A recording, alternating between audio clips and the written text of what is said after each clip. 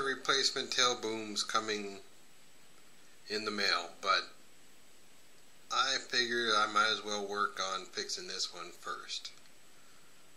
I made some modifications here, reinforcements to the tail boom, and some other items that I thought were necessary. Put this lens on to give you a closer look. Alright, the first thing I thought was so sharp it would just stick into the carpet, and the torque of the helicopter then turned and snapped it off. So I put this little skid on. It, I guess, came off some, I don't know, I found it in my pile of junk, and it was rounded, curved, smooth, just perfect for a little skid. So I glued it to the end of that.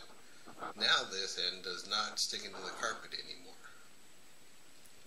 Okay, for the tail boom, as you can see, the negative wire broke, so I replaced it with another wire. Still got the positive wire. Half of that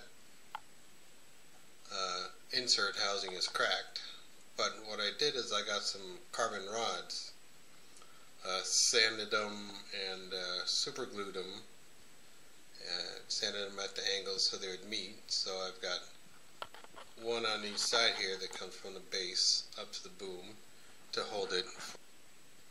But that's what I did to modify it. So the boom that was cracked, you know, I just did that clamp and glue to hold it together, and replaced that wire for the tail motor. The only problem I've had with this helicopter, see that little screw there at the bottom of that rod?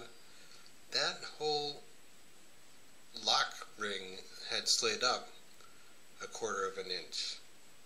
Just enough so that gear would come off the pinion there, and it would slosh around and make my pitch just way out. And for a bonus shot, I made this little jig to work on the helicopter with. This is an old RC car stand to help rotate it. So I got some thin ply, carved it, shaped it so it would sit right in the tray easier there, and little pieces of balsa to keep the tail from sliding back and forth when I'm spooling it up, so I don't have to take that prop off to hold it in there, and some little slots to hold the landing gear in, keep it from sliding around, so that way I can do some detailed work on it. It's even good for transporting.